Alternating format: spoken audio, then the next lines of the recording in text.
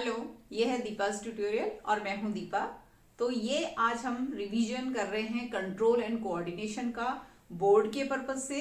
तो इससे पहले हम लाइव प्रोसेसेस का रिवीजन कर चुके हैं और लाइट का रिवीजन कर चुके हैं, तो वो आप देख सकते हो। आगे हम इलेक्ट्रिसिटी और बाकी सारे चैप्टर्स को बनाएंगे, तो तब तक के लिए आप इसको अच्छी तरह से प्रिपेयर करो। अभी हमारे पास थोड़ा सा टाइम है, अगर हम जल्दी जल्दी इसको करने की कोशिश करेंगे तो डेफिनेटली हो जाएगा। ठीक है ना, अगर हम सोचते हैं कि हो जाएगा तो जरूर होगा। ठीक है। सो कंट्रोल एंड कोऑर्डिनेशन कोई ज्यादा मुश्किल नहीं है। तो सबसे पहले तो हम इसका मतलब समझते हैं। आपने 4 लाइफ प्रोसेसेस पढ़ी जो लाइफ के सस्टेनेंस के लिए जरूरी थी। ठीक है ना, जो आपने पढ़ा था न्यूट्रिशन, रेस्पिरेशन, सर्कुलेशन और एक्सक्रीशन।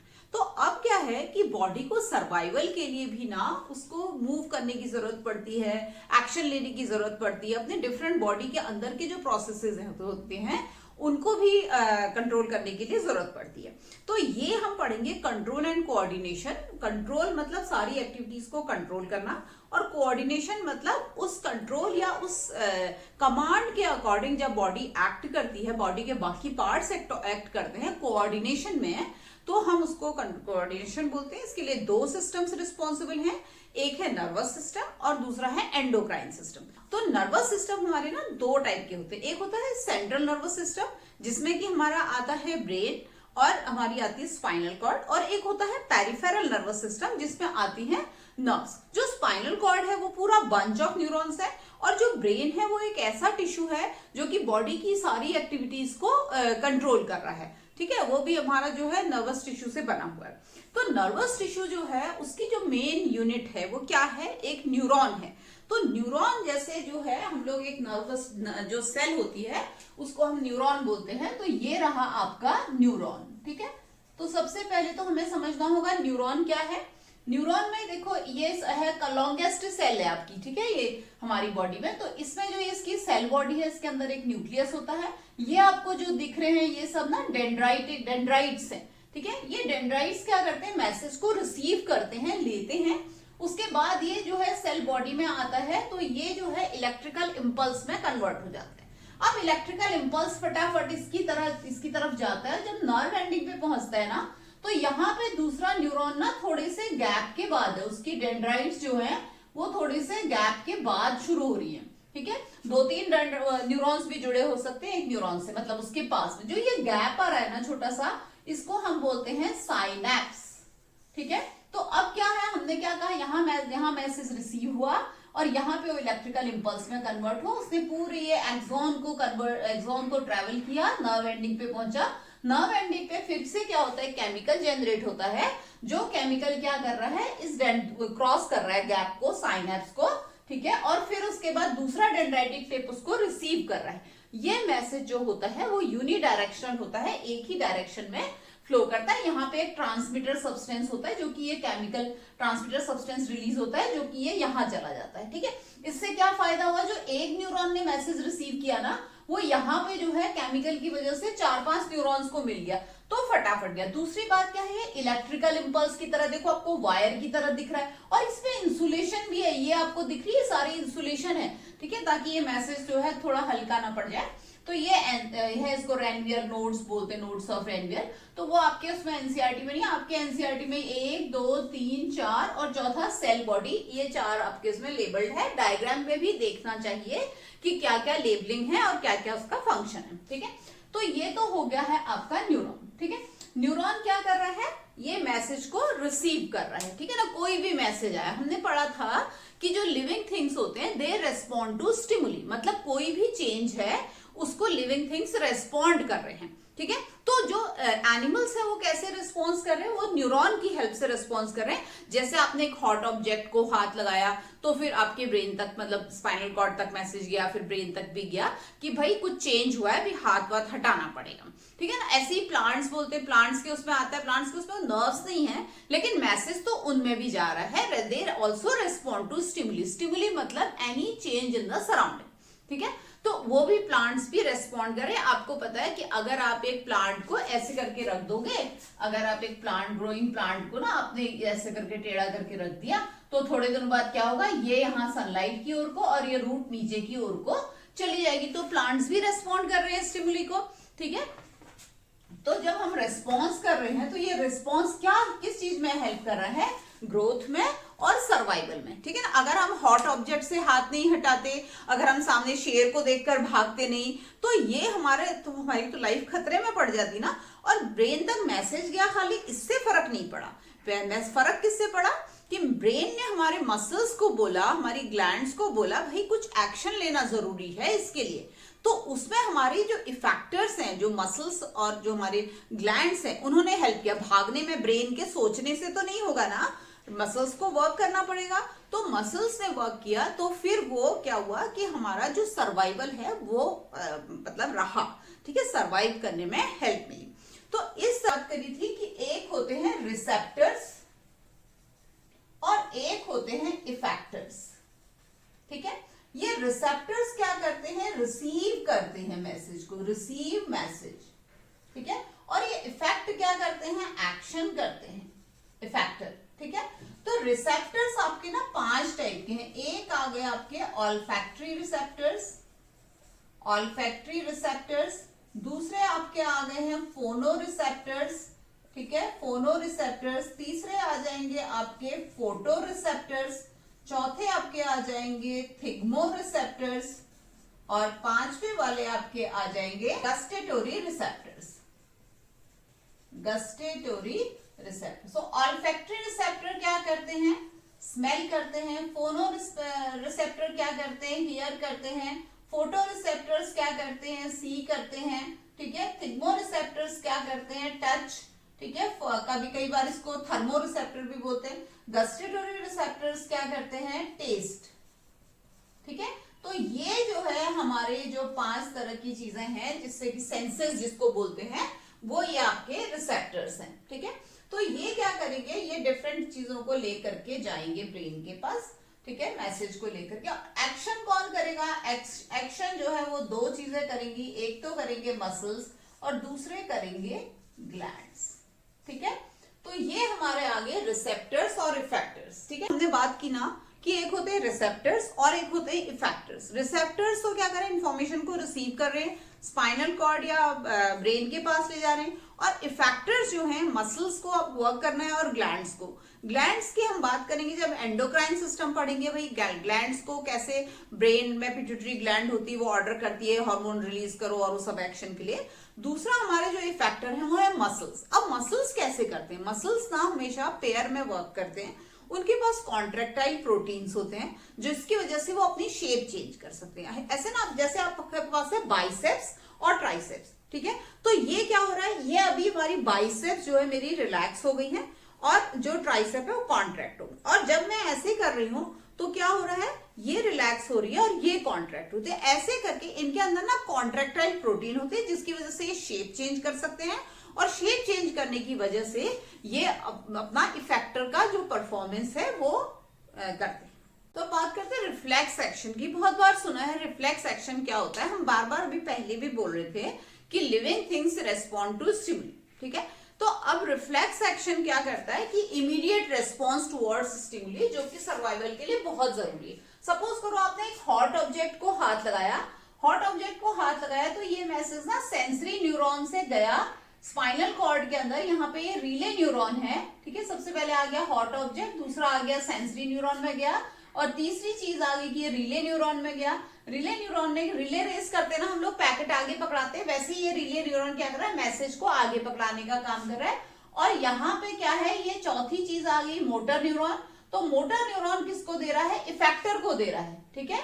ये क्या था, ये आपने इफेक्टर गया, इफेक्टर क्या होता है, मसल्स। तो मसल ने क्या किया, हाथ हटा दिया, ठीक है, हाथ को वहां से हटा दिया। अब इसमें ब्रेन का क्या रोल है, क्या ब्रेन का कोई रोल है, स्पाइनल कॉर्ड का तो रोल है। स्पाइनल कॉर्ड ने ऑर्डर कर दिया कि ये हटा लो हाथ, ठीक है।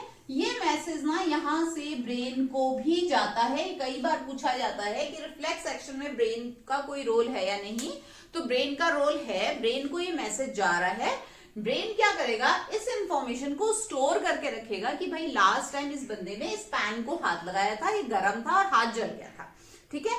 तो ये इसको बॉस को इसने ऑर्डर कर दिया, बता दिया, मैसेज दे दिया। तो ब्रेन ने क्या करा, इस बात को याद रखा नेक्स्ट टाइम वो क्या करेगा कि अगर आप किसी पैन को छूने जाओगे तो वो आपको याद दिलाएगा कि लास्ट टाइम तूने हाथ लगाया था ना गरम उसको, तो तेरा हाथ जल सकता है, तो प्रिकॉशन ले लो, पहले ही कपड़े से या किसी चीज से उसको पकड़ लो, ठीक है, चेक कर लो। तो ये ब्रेन का रोल है कि brain stores this information for future. ये आपका आ गया ब्रेन का रोल रिफ्लेक्स एक्शन में। सो अगर मेरे को रिफ्लेक्स आर्क बनाने को आ जाए तो मैं क्या लिखूंगी, हॉट ऑब्जेक्ट, वहां से गया सेंसरी न्यूरॉन, ठीक है, सेंसरी न्यूरॉन से ये गया रिले न्यूरॉन,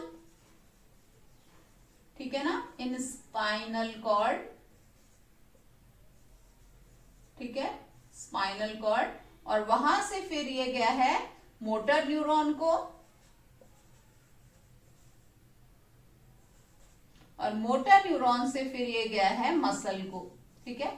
तो मसल क्या करेगी, फाइनल एक्शन करेगी। सो फाइनल एक्शन तो मसल्स ही कर रही हैं। तो ये आपका आ गया रिफ्लेक्स आर्क। अब इसका फायदा क्या है, देखो, अगर रिफ्लेक्स एक्शन जो होता एनिमल्स में भी होता है और ह्यूमंस में भी होता है, सब में हो रहा है, तो रिफ्लेक्स एक्शन का फायदा ये है कि हर जानवर, हर एनिमल इसको लिए एकदम से रिस्पॉन्ड कर रहा है, क्योंकि स्पाइनल कॉर्ड ना पास है, उसको सोच नहीं रही है उस बारे में, बस फटाफट हटवा रही है हाथ को। तो अगर हम ये ब्रेन में जाता ना और ब्रेन सोचता हटाऊं या नहीं हटाऊं, हटाने से क्या होगा, तो हर एक का तो थॉट प्रोसेस इक्वल स्पीड से काम नहीं करता है ना, कोई धीरे कोई तेज। तो ऐसे क्या होता कि जो बहुत होशियार होते वो तो बचे रह जाते, और जिनका थोड़ा सा दिमाग धीरे चलता है उनको तो वो तो धीरे धीरे खत्म हो जाते हैं, वो है ना, अगर रिफ्लेक्स आर्क ऐसे काम नहीं करता। तो इसलिए जो है ये यहाँ पर स्पाइनल कॉर्ड का इस तरह से कंट्रोल करने का फायदा है, और ब्रेन का रोल तो है ही, ब्रेन उसको कंट्रोल कर रहा है, ठीक है। उसके बाद अब हम आते हैं कि ब्रेन क्या है। तो हम ब्रेन के प्रोटेक्शन की बात करते हैं कि भाई ब्रेन का प्रोटेक्शन, क्योंकि आपको पता है कि ब्रेन बहुत ही इंपॉर्टेंट ऑर्गन है, इसका प्रोटेक्ट होना बहुत जरूरी है। तो सबसे पहले तो इसके बाहर एक बोनी बॉक्स होता है जिसको हम क्रेनियम या स्कल या खोपड़ी बोलते हैं, ठीक है। तो ये आ गया स्कल, ये बिल्कुल प्रोटेक्ट करके रख रहा है। दूसरी चीज आ रही है मेनिंजेस। मेनिंजेस क्या है, मेम्ब्रेन्स हैं, मेम्ब्रेन्स ये ना सराउंड करती हैं ब्रेन को, मेनिंजेस। और तीसरी चीज आ जाएगा सेरेब्रो स्पाइनल फ्लूइड, ठीक है। सेरेब्रो स्पाइनल फ्लूइड इसलिए है क्योंकि सेरेब्रो मतलब ब्रेन और स्पाइनल मतलब स्पाइनल कॉर्ड, और फ्लूइड जो है वो लिक्विड। ये क्या कर रहा है, ये क्या कर रहा है, शॉक को एब्जॉर्ब कर रहा है। किसको एब्जॉर्ब कर रहा है, शॉक्स को एब्जॉर्ब कर रहा है। कोई भी झटका लगेगा तो ये ब्रेन को बचा के रख रहा है। जैसे आप समझो कि एक आपका लोहे का बॉक्स है और उसके अंदर आपका कोई कांच का बल्ब रखा हुआ है, और वो बल्ब बॉक्स हिलेगा तो बल्ब टूट सकता है, लेकिन अगर उसमें पानी भरा होगा उस बॉक्स में तो बल्ब के टूटने के चांसेस कम हो जाएंगे। कोई भी झटका लगेगा तो पानी उसको जल्दी टूटने नहीं देगा, शॉक को एब्जॉर्ब कर लेगा। वही काम ये यहाँ पर कर रहा है सेरेब्रोस्पाइनल फ्लूइड, ठीक है। अब जब अगर हम बात कर रहे हैं कि भाई ये आपका उसमें स्पाइनल कॉर्ड में भी सेम होता है। स्पाइनल कॉर्ड में क्रेनियम या स्कल की जगह बैकबोन होती है। Spinal cord bunch of nerves है, और बैकबोन तो बोन है बाहर उसकी। और मेनिंजेस वहां भी होते हैं, मेम्ब्रेन, ट्रिपल मेम्ब्रेन, ठीक है, 3 मेनिंजेस होते हैं। और सेरेब्रोस्पाइनल फ्लूइड वहां भी है, वो भी शॉक एब्जॉर्ब कर रहा है। और आपका जो नर्वस सिस्टम होता है ना, उसमें 2 पार्ट है, एक है सेंट्रल नर्वस सिस्टम, ठीक है, और दूसरा है peripheral nervous system. Peripheral nervous system, central nervous system में 2 चीजें आती हैं, ब्रेन और स्पाइनल कॉर्ड। और पेरिफेरल नर्वस सिस्टम में नर्व्स आती हैं, पेरिफेरल नर्व्स, जो ब्रेन और स्पाइनल कॉर्ड से निकलती हैं और पूरी बॉडी में जाती है, पूरी बॉडी से मैसेजेस लेकर के आती हैं, लेके जाती हैं। एक विस्ट्रल नर्व्स भी होती हैं। तो ये सारा आपका आ गया नर्वस सिस्टम। सबसे पहले हम ब्रेन की बात करते हैं। ब्रेन के ना 3 पार्ट्स हैं। एक है फोर ब्रेन मतलब आगे वाला ब्रेन है ना, इसके 2 पार्ट्स हैं। एक है सेरेब्रम, ठीक है, सेरेब्रम को ना हम रूफ ऑफ द ब्रेन भी बोलते हैं। और दूसरा है ऑल्फैक्टरी लोब्स। ऑल्फैक्टरी लोब्स क्या करते हैं, सूंघने का काम करते हैं ना, स्मेल का काम करते हैं, ठीक है। तो मेन तो सेरेब्रम क्या है, मेन थिंकिंग पार्ट। जो भी आप मेरी बात सुन के समझ रहे हो, कोई आंसर दे रहे हो, वो ये काम जो है सेरेब्रम करता है। दूसरा पार्ट हमारा फोर ब्रेन के बाद आ गया है मिड ब्रेन। ठीक है, मिड ब्रेन बहुत छोटा सा होता है, बीच में होता है। और मिड ब्रेन का क्या काम है? मिड ब्रेन ना इनवॉलेंटरी एक्शंस को कंट्रोल करता है, इनवॉलेंटरी एक्शंस को कंट्रोल करता है। ठीक है, इनवॉलेंटरी एक्शंस और रिफ्लेक्स एक्शन जो है हमारा, अभी तो हमने कहा था ना कि रिफ्लेक्स एक्शन को कौन कंट्रोल कर रहा है? Spinal cord. लेकिन कौन से reflex action? Reflex action of eye, neck and head को भी जो है मिड ब्रेन कंट्रोल कर रहा है। ठीक है, आई मसल्स का मूवमेंट वगैरह जो है सब मिड ब्रेन कर रहा है। और तीसरा जो पार्ट है वो है हाइंड ब्रेन। ठीक है, पीछे की तरफ का हाइंड ब्रेन बहुत इंपॉर्टेंट है। इसके 3 पार्ट्स हैं। तो 3 पार्ट्स वो कौन कौन हैं? सबसे पहले तो आ जाएगा पॉन्स। ठीक है, फिर उसके बाद आ जाएगा मेडुला और तीसरा आ जाएगा सेरेबेलम। ठीक है, मेडुला से हमारी स्पाइनल कॉर्ड निकलती है और पॉन्स जो है वो ब्रीदिंग को कंट्रोल करता है। ठीक है, मेडुला जो है ज्यादातर इनवॉलेंटरी एक्शंस को कंट्रोल कर रहा है मिड ब्रेन के साथ मिलकर के। मेडुला में हमारा आ जाएगा स्नीजिंग, कफ, ठीक है, वॉमिटिंग, स्वेलोइंग, ये सारी चीजें जो है मेडुला कंट्रोल कर रहा है। और सेरेबेलम, सेरेबेलम और सेरेब्रम में डिफरेंस है बहुत ज्यादा। सेरेब्रम फोर ब्रेन का पार्ट है, सेरेबेलम मिड ब्रेन का, हाइंड ब्रेन का पार्ट है। सेरेबेलम ना बैलेंस एंड पॉस्चर, ठीक है, बैलम बैलेंस याद करने में सही रहेगा। ठीक है, तो सेरेबेलम बैलेंस करा और सेरेब्रम जो है वो सोचने का काम करा, मेन थिंकिंग पार्ट, आंसरिंग वगैरह। ठीक है, तो ये आपका हो गया है पूरा का पूरा ब्रेन का स्ट्रक्चर। ठीक है, पूरा आ गया है इसमें। पॉन्स ब्रीदिंग, ये इनवॉलेंटरी एक्शन कर रहा है हाइंड ब्रेन, उसमें से भी पॉन्स ब्रीदिंग वाली चीजों को कंट्रोल कर रहा है। ये स्नीजिंग कर रहा है, स्नीजिंग, कफ, वॉमिटिंग, स्वेलोइंग, बीपी, है ना, ये सारी चीजों को कंट्रोल कर रहा है कौन? मेडुला। और सेरेबेलम बैलेंस एंड पॉस्चर, अगर आप साइकिल चला रहे हो तो सेरेबेलम आपका काम वो कर रहा है। अगर आप आंसर दे रहे हो तो आपका सेरेब्रम काम कर रहा है। अगर लाइट वगैरह ज्यादा आ रही है वो हो रहा है तो फिर मिड ब्रेन कर रहा है। आई मसल को ना, आइरिस को बड़ा छोटा करने के लिए हेल्प कर रहा है। ब्राइट लाइट आती है तो आप आइरिस को, प्यूपिल को छोटा करते हो तो वो आपका मिड ब्रेन काम कर रहा है। तो अकॉर्डिंगली आप कर सकते हो, उसका स्क्रीनशॉट लेना हो तो वो भी ले सकते हो। तो ये तो आ गया है ब्रेन वाला पार्ट पूरा का पूरा।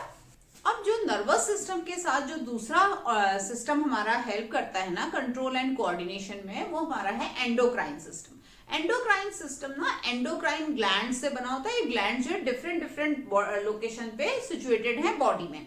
ठीक है, ये क्या करते हैं? हार्मोन्स को रिलीज करते हैं। सो हार्मोन्स क्या है?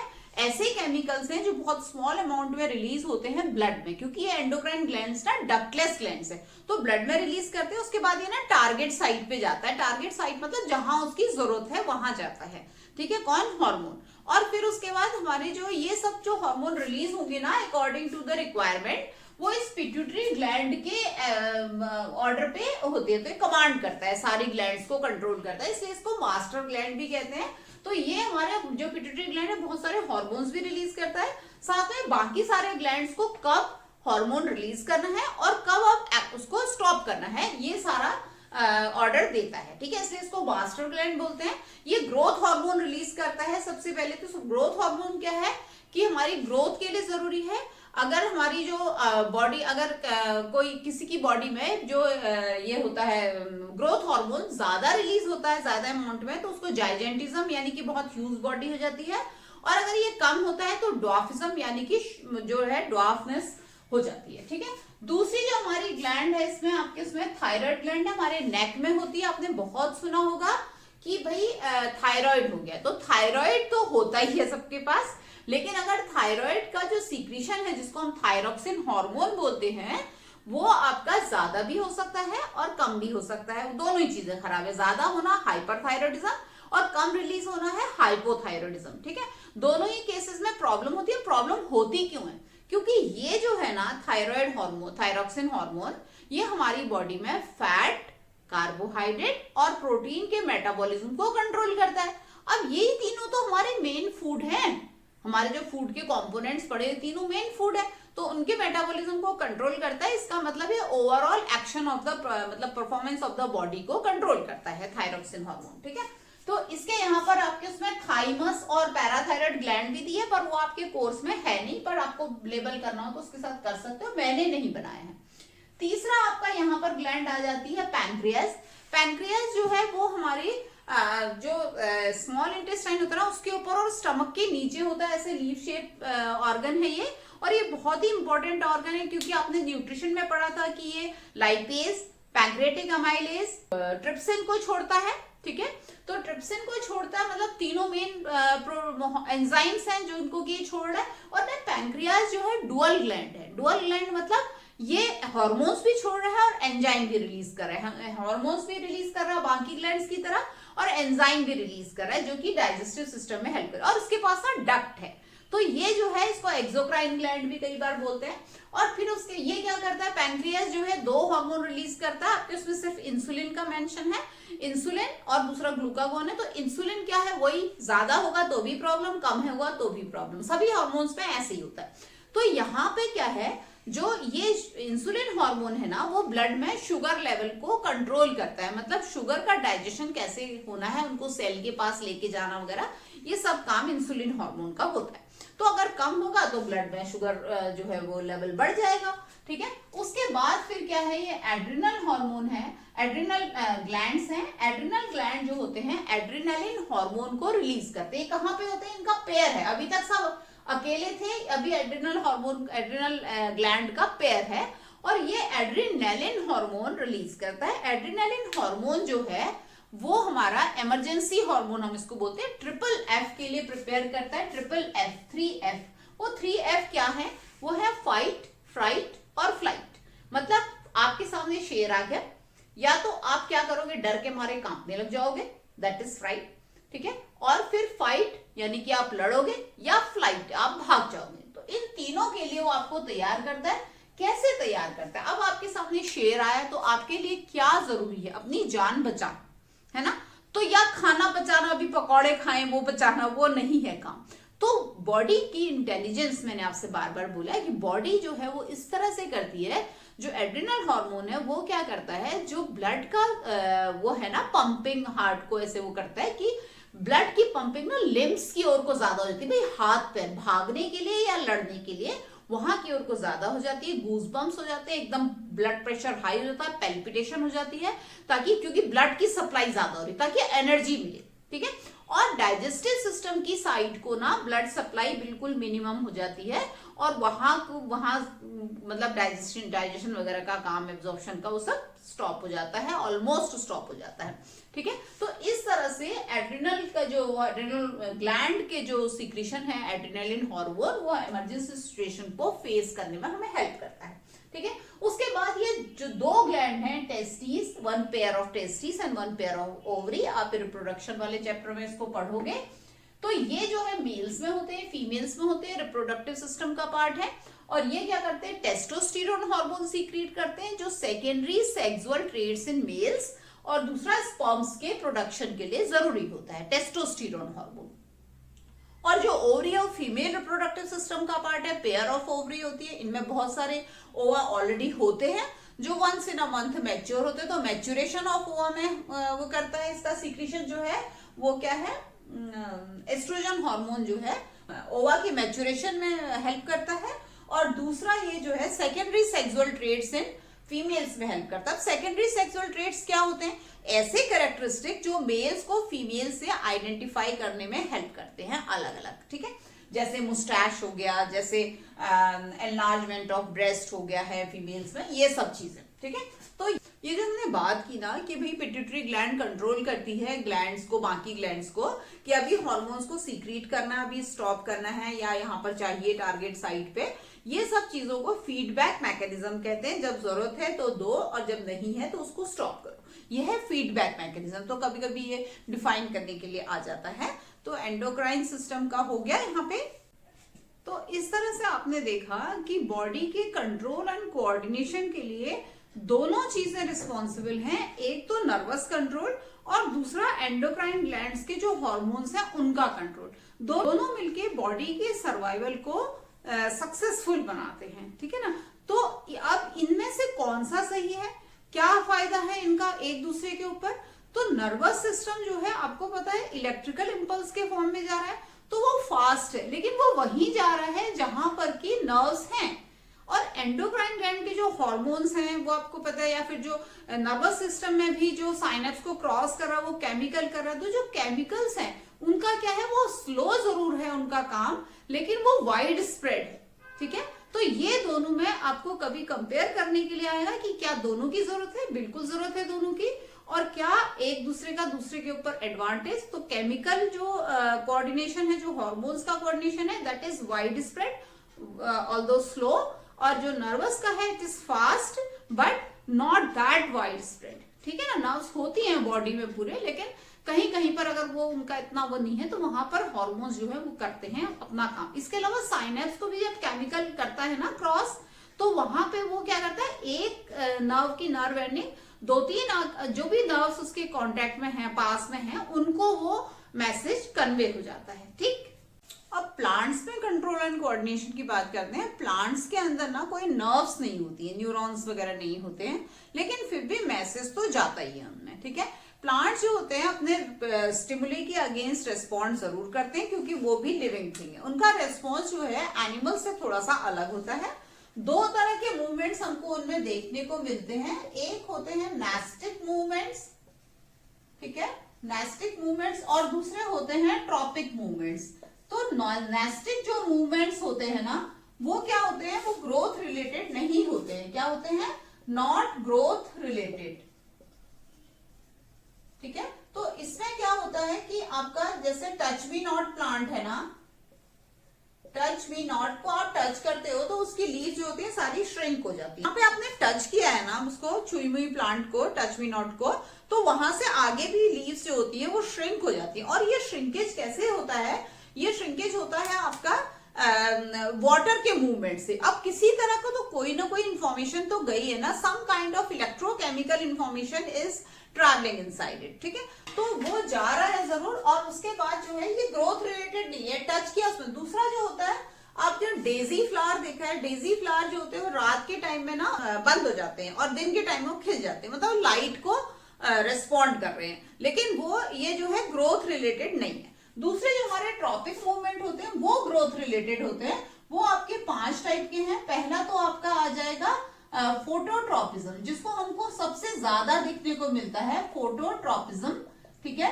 फोटोट्रॉपिज्म क्या होता है, दो तरह का है, ये भी पॉजिटिव और नेगेटिव। जो शूट होता है वो पॉजिटिवली फोटोट्रॉपिक होता है, क्योंकि प्लांट जो है लाइट की ओर को जा रहा है, और रूट जो है नेगेटिवली फोटोट्रॉपिक है, वो लाइट के अगेंस्ट जा रही है, ठीक है। दूसरी चीज जो है इसमें आ जाएगा आपका हाइड्रोट्रॉपिज्म।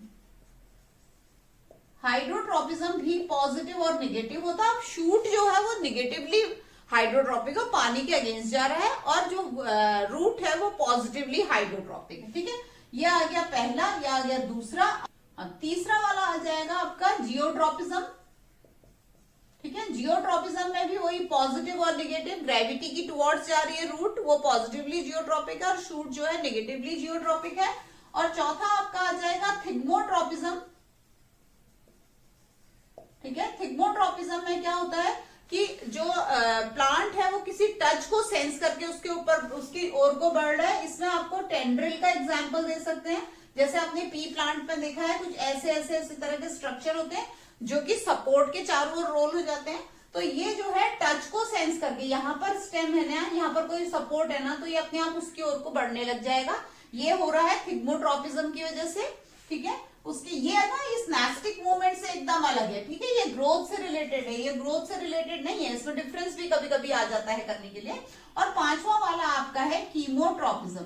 तो कीमोट्रॉपिज्म क्या होता है, कीमोट्रॉपिज्म है बिकॉज ऑफ सम केमिकल। आपने देखा है कि ये स्टिग्मा होता है और इसमें स्टाइल, और यहाँ ओवरी है, यहाँ पे पॉलन्स आते हैं, पॉलन्स के अंदर पॉलन ट्यूब बनती है। अब आप बताओ, अगर आपका हिबिस्कस का स्टिग्मा है और उसमें मैरीगोल्ड का भी पॉलन गिर सकता है, पपाया का भी गिर सकता है, कुछ भी गिर सकता है, लेकिन सबकी पॉलन ट्यूब थोड़ी बन रही है। यहाँ पर तो सिर्फ अगर हिबिस्कस का है तो हिबिस्कस की पॉलन में पॉलन ट्यूब बनेगी। ऐसा क्यों हुआ, ऐसा बिकॉज ऑफ कीमोट्रॉपिज्म हुआ, सर्टेन टाइप्स ऑफ केमिकल्स, ठीक है। तो ये आ गया आपका कीमोट्रोपिज्म। अब हमने कहा कि ये ग्रो होते हैं, तो कैसे ग्रो होते हैं, इसके लिए ना हार्मोन्स रिस्पॉन्सिबल होते हैं। तो आपके जो फाइटो हार्मोन्स हम बोल रहे हैं, क्या वर्ड बोल रहे हैं, फाइटो हार्मोन्स। तो फाइटो हार्मोन्स यानी कि प्लांट हार्मोन्स। तो प्लांट हार्मोन्स आपके ना 5 टाइप के, जैसे एनिमल हार्मोन्स थे ना, तो वो वैसे यहाँ पर प्लांट हार्मोन्स है। वो अलग बात है, उसके लिए कोई ग्लैंड्स वगैरह नहीं है, वो कहीं पर भी होते हैं। तो ये आ गया है सबसे पहला ऑक्सिन, जो सबसे इंपॉर्टेंट है। दूसरा आ जाएगा जिब्रेलिन, ठीक है। तीसरा हमारा है साइटोकाइनिन, और चौथा है एब्सिसिक एसिड।